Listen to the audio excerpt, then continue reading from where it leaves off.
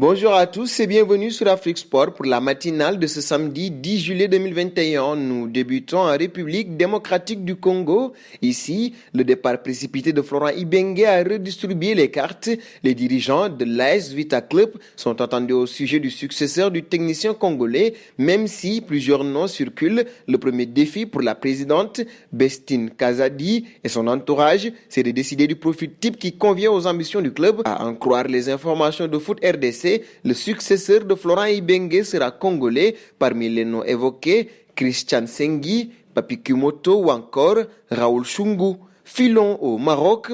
Issoufou Dayo a été victime d'insultes racistes lors du match qui opposait la RS Berkane à l'Air Tanger en championnat marocain. En effet, avec son but à la 13e minute de jeu, tout avait bien débuté pour Issoufou Dayo dans ce match comptant pour la 27e journée du championnat marocain. Mais à la mi-temps, un incident va venir tout gâcher pendant que les joueurs commencent à regagner les vestiaires. Un joueur de l'équipe adverse, l'Air Tanger, s'en prend verbalement à Dayo en lui proférant des insultes racistes.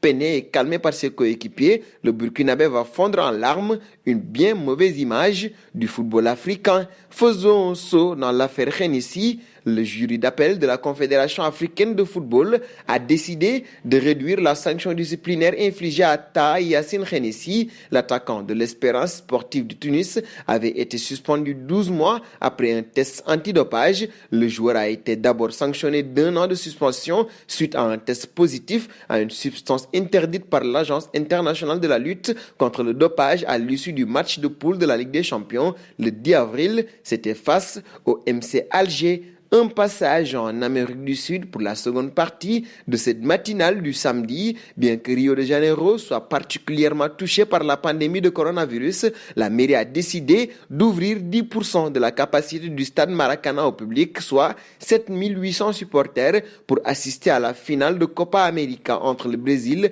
et l'Argentine ce dimanche. Cette décision fait suite à la mise en place d'un protocole strict concernant les mesures sanitaires. Les organisateurs ont présenté des protocoles pour protéger la santé des personnes impliquées avec les mesures de prévention adéquates contre la propagation du Covid-19. Parlons mercato, les choses pourraient concrètement bouger au cours des prochains jours, voire au cours des prochaines heures. Sky Sport Italia a annoncé que Jorge Mendes, l'agent de Cristiano Ronaldo, est arrivé à Rome tout récemment. Il devrait notamment y régler quelques de ses shows, dont l'arrivée de Rui Patricio à l'AS Rome. Ensuite, il devrait prendre la direction du nord et de Turin pour y rencontrer les dirigeants de la Juventus.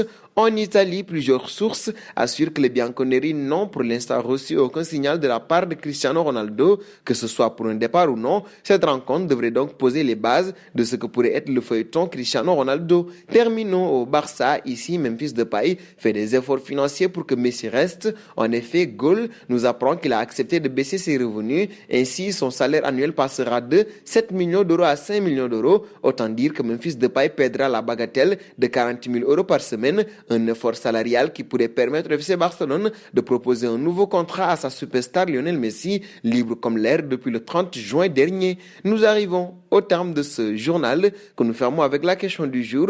Quel commentaire faites-vous de ce geste de Memphis Depay envers Lionel Messi? Vos réponses seront attendues en commentaire. En attendant, n'hésitez pas à vous abonner sur Afrique Sport pour ne rien manquer des informations football.